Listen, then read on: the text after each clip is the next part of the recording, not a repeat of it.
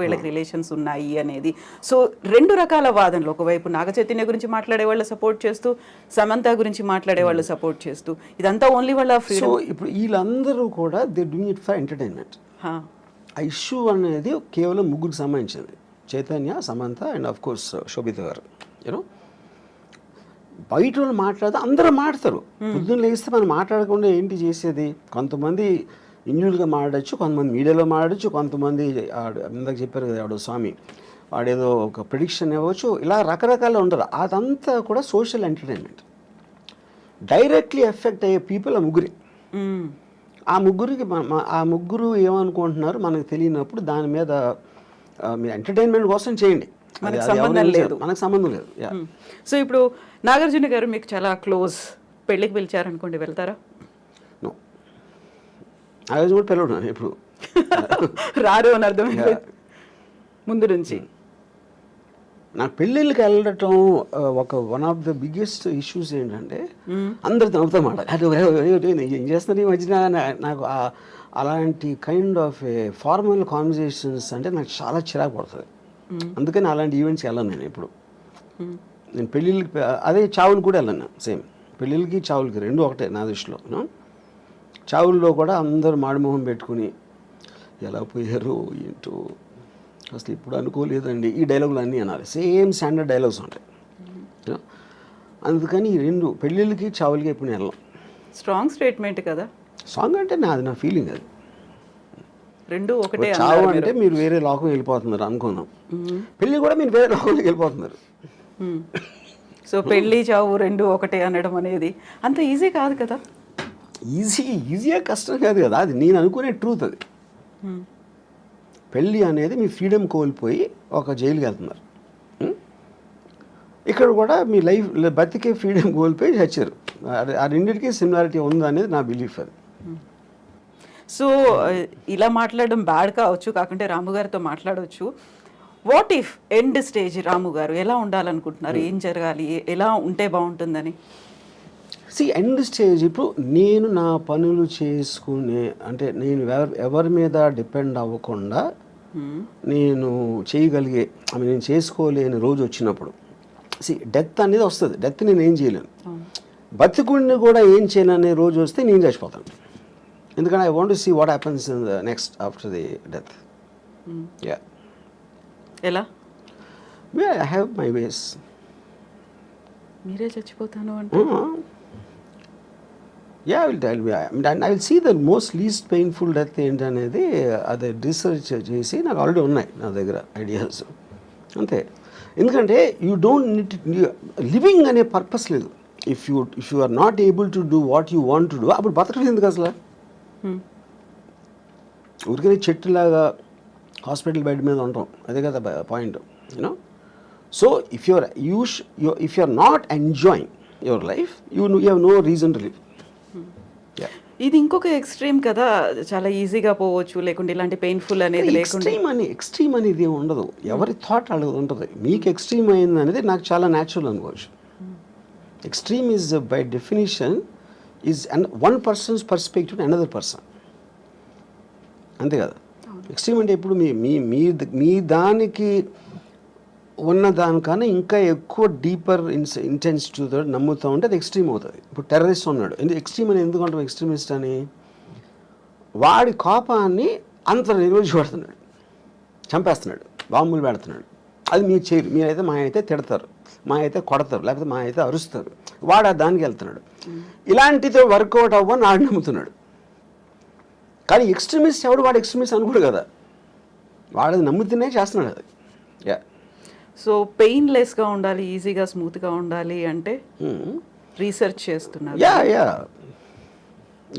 అందులో సూసైడ్ కూడా ఉందా? సూసైడ్ అని కావాలి కదా, లేకపోతే మీరు ఇన్ఫ్లిక్టింగ్ ఆఫ్ పెయిన్లెస్ అనేది మీరు అనుకునే పర్పస్కి ఎంత సింప్లిస్టిక్గా ఎంత స్మూత్గా జరగాలని చూస్తారు. అది బిజినెస్ అవ్వచ్చు, లేకపోతే any decision you are making, you want to make the effort lesser to get the maximum result. అప్పుడు డెత్ అనేది మీకు రిజల్ట్ కావాలి అనుకున్నప్పుడు డెత్లో ఒక పెయిన్ ఆస్పెక్ట్ అనేది ఎంతో కొంత ఉంటుంది. మేబీ ఆ ఎంతో కొంత దాన్ని రెడ్యూస్ చేయడానికి you will use your knowledge and your thinking. So ఎప్పుడు నేను ఆ లాస్ట్ స్టెప్ తీసుకోవాలి అనేది ఏ స్టేజ్లో నేను డెసిషన్ చెప్పాను కదా, when I can do, when I have to depend on somebody else, that is the last stage for మీ.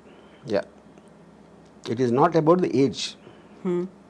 ఇప్పుడు సపోజ్ నాకు ఇప్పుడు మీ స్టూడియోకి ఇంటర్వ్యూకి వచ్చాను, ఇప్పుడు వెళ్తా ఒక యాక్సిడెంట్ అయిపోయి నా కాళ్ళు పోయినాయి అనుకోండి for example, so I might do it now only. లేదా నాకు 80 years 90 years వచ్చినా కూడా నేను ఇంకా చేయగలుగుతున్నాను అంటే I might not do it. So the point is not about the age, it's about your fallibility. So మనం డొనేషన్స్ వీటన్నిటి గురించి మాట్లాడుకున్నాం. ఇలాంటి సడన్ డెత్ ఏదైనా వచ్చింది అనుకున్నప్పుడు నా హార్ట్ డొనేట్ చేయండి, లేకపోతే నా ఐస్ డొనేట్ చేయండి, నా కిడ్నీస్ డొనేట్ చేయండి, ఇలాంటి జీవన్ దాన్ అనే కాన్సెప్ట్ వచ్చింది కదా. చనిపోయిన తర్వాత కూడా నలుగురిలో బతికుండొచ్చు, ఈ లోకాన్ని చూడొచ్చు అనే కాన్సెప్ట్ రాము గారికి అనిపించింది. నేను ఎందుకు చేయనంటే ఇప్పుడు see there is nothing in life which is uncertain, which is certain. మనది అయిపోయింది కదా, మన బాడీయే కదా. ఇప్పుడు సపోజ్ నెక్స్ట్ బర్త్ ఉందనుకోండి, నెక్స్ట్ బర్త్లో ఇప్పుడు పుట్టుగుడ్డోళ్ళందరూ ఎవరైతే గుడ్డిగా పుడతారో వాళ్ళందరూ లాస్ట్ బర్త్లో డొనేషన్ ఇచ్చారేమో నాకు ఒక అనుమానం. అప్పుడు దేవుడి దగ్గరికి వెళ్ళి ఇచ్చావు కదా, ఇప్పుడైతే నెక్స్ట్ బర్త్ నువ్వు నీ కళ్ళు కూడా పడతావు అని చెప్పారు అనుకోండి, అరే అమ్మా అని నేను డిసప్పాయింట్ అవుతాను కదా. అందుకని అలాంటి ఛాన్స్. ఇంకోటి ఏంటి, I'm not an అల్ట్రూయిస్ట్, I don't live for others. నేను నా కోసమే బతుకుతా, అన్నీ నేనే తీసుకెళ్ళిపోతాను.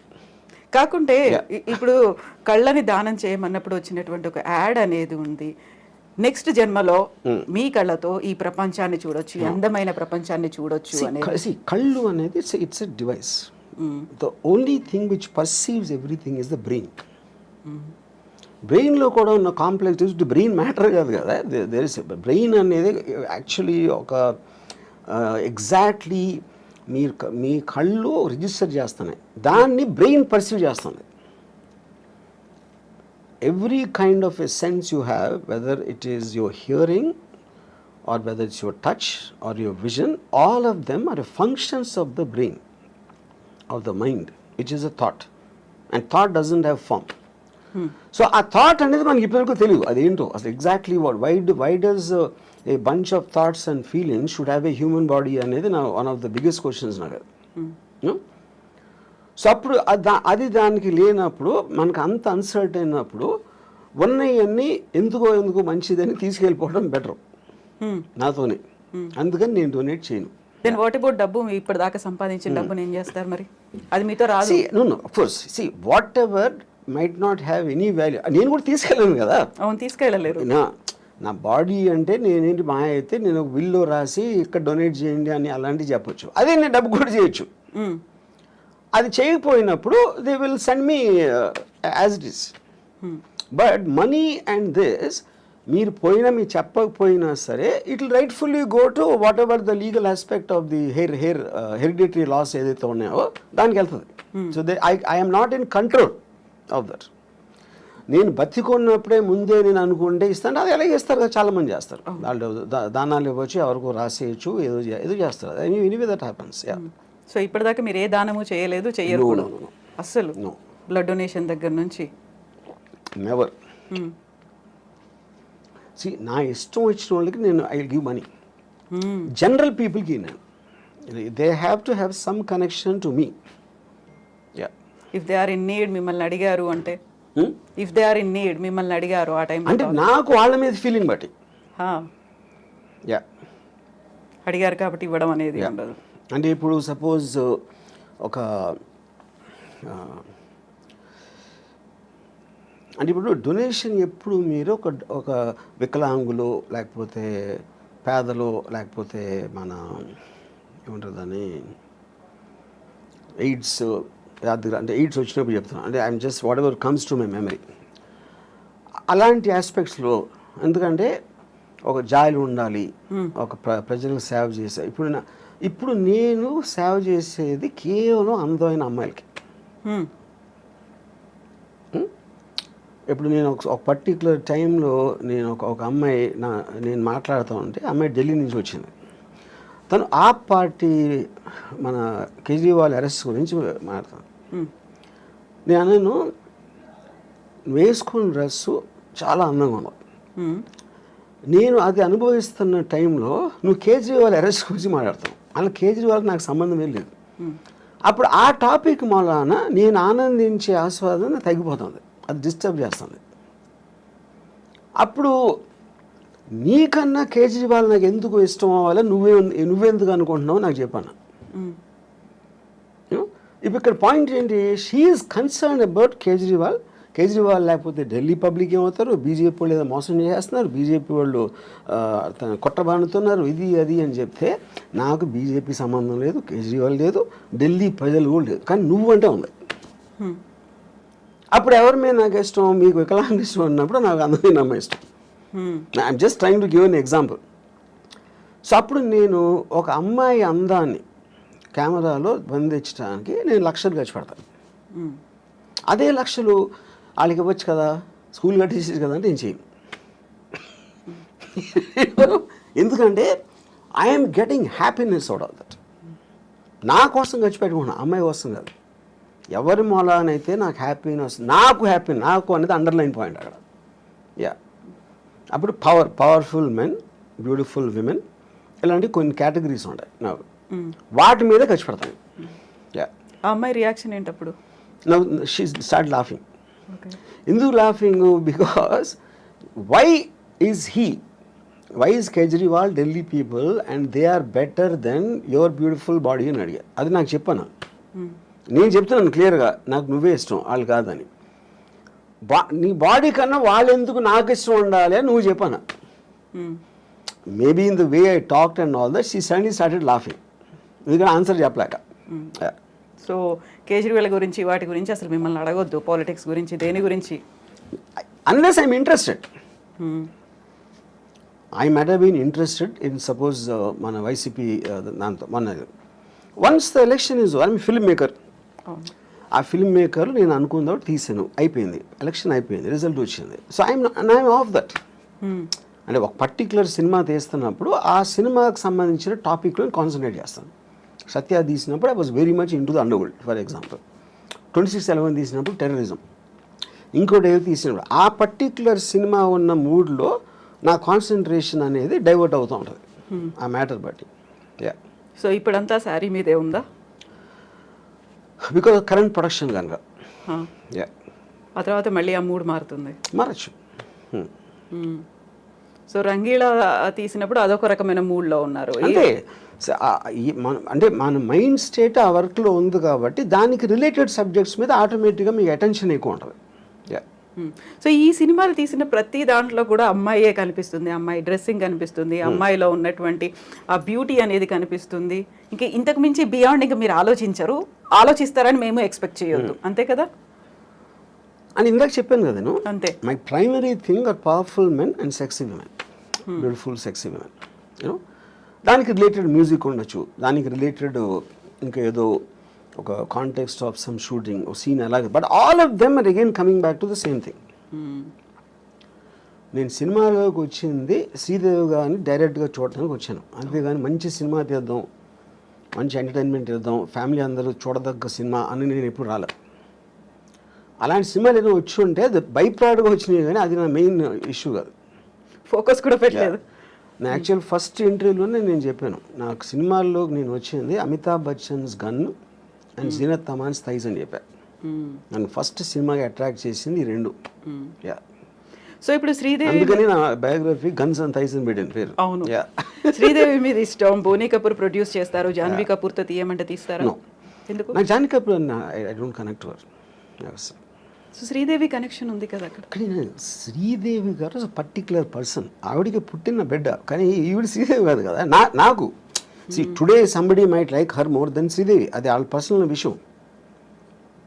ఇప్పుడు నేను నా జనరేషన్లో, నేను కాలేజ్ టైంలో ఉన్న నా మెంటల్ స్టేట్కి ఐ కనెక్టెడ్ శ్రీదేవి గారు.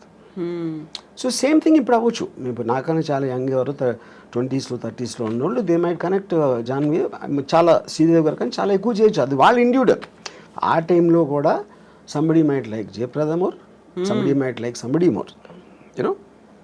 అప్పుడు ఈచ్ ఇండివిజువల్కి వాళ్ళకున్న పర్సనల్ పర్స్పెక్టివ్ అనేది డిఫర్ అవుతుంది. సో శ్రీదేవి గారి మీద ఏదైనా బయోగ్రఫీ తీయాలి అంటే ఆలోచన? నో.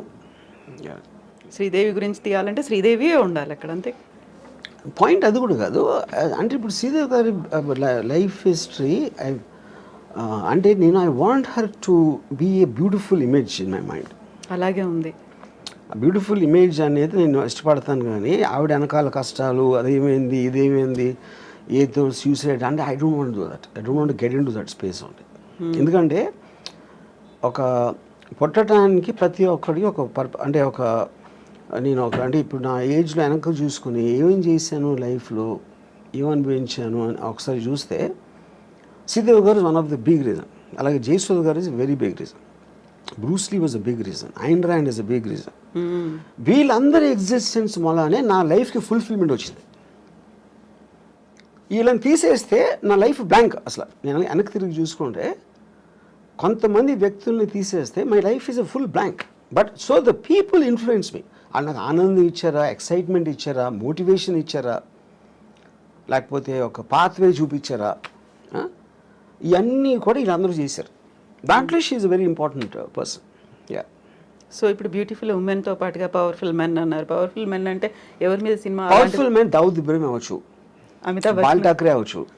అమితాబ్ బచ్చన్ అమితాబ్ బచ్చన్ యాక్టర్. అమితాబ్ బచ్చన్ చేసిన క్యారెక్టర్ బాల్ ఠాక్రే సర్కార్ అవ్వచ్చు. లేకపోతే అంటే ఇట్ ఈస్ ఎవరో పోలీస్ ఆఫీసర్లు, ఎవరో gangsters, terrorist, Osama bin Laden అవ్వచ్చు. All of them interest me. Yeah. Pawn stars అవ్వచ్చు. ఇవన్నీ చూసాము. కిమ్ గురించి కావచ్చు, జిన్పింగ్ గురించి కావచ్చు, పుతిన్ గురించి కావచ్చు, ఇలాంటి మూవీస్ కూడా వస్తాయా? పవర్ఫుల్ గా ఉన్నారు. డిపెండింగ్ ఆన్ అంటే ఆ పర్టిక్యులర్ మనిషిలో ఉన్న డ్రామా బట్టి. ఇప్పుడు జీపింగ్ సూరి నాకు పెద్ద తెలియదు. ఆయన అంటే చైనా గురించి అంత నేను ఎప్పుడు కాన్సన్ట్రేట్ చేయలేదు. Putin I know, but I feel Saddam Hussein is a great character. అంటే సినిమా స్టోరీకి సంబంధించిన ఇది అని చెప్పేది. యూనో అలాగా డిపెండ్స్. ఇప్పుడు ఐఎమ్ ఆల్సో ప్లానింగ్ ఒక film 9/11 world trade center attack ring leader Mohammed Atta అని, అతని మీద ఒక పిక్చర్ ప్లాన్ చేస్తున్నాను. సో పవర్ఫుల్ మెన్ అంటే ఇలాంటి వాళ్ళే కనిపిస్తున్నారు. అంటే హూ మేడ్ ఇంపాక్ట్. అంటే వాళ్ళు ఒక వరల్డ్లో ఒక మార్పు తీసుకొచ్చారు. Whatever it may be, negative or positive. Negative positive అనేది ఉండదు ఎప్పుడు. దట్స్ వెరీ బిగ్ మిత్ అది. వాళ్ళు దే గో అగెయిన్స్ట్ ద నామ్. ఇప్పుడు హిట్లర్ సెకండ్ వరల్డ్ వార్ వచ్చిన మళ్ళానే ర్యాపిడ్ అడ్వాన్స్మెంట్ అయింది మొత్తం వరల్డ్ అంతా. ఎప్పుడైనా ఒక మీకు కటాస్ట్రాఫిక్ ఇన్సిడెంట్ వచ్చినప్పుడు ఆటోమేటిక్గా అడ్వాన్స్ అయిపోతుంది. అప్పుడు మీరు అలా చూసుకుంటే హిట్లర్ మంచి చేశాడా చెడ్డ చేసాడు కూడా తెలియదు. ఎవరికి చెడ్డ అప్పుడు పోయిన వాళ్ళకి. అడ్వాన్స్మెంట్ మూలాన ఫర్దర్ జనరేషన్స్ విపరీతంగా దాంట్లో దే బెనిఫిటెడ్. యా. సో మీరు అనుకున్న నెక్స్ట్ పవర్ఫుల్ మెన్ అనేది ఎప్పుడు స్టార్ట్ అవుతుంది ఆ ప్రాజెక్ట్ అనేది? Very soon. Okay. After sorry తర్వాత. ఎస్ రాము గారు, థ్యాంక్ యూ సో మచ్ అండి. మనం ఎక్కడి నుంచో ఎక్కడికో వెళ్ళిపోయాం, పెళ్ళిళ్ళ దగ్గర నుంచి మొత్తం పవర్ఫుల్ మెన్ దగ్గర కూడా వెళ్ళిపోయాము. థ్యాంక్ యూ సో మచ్ అండి.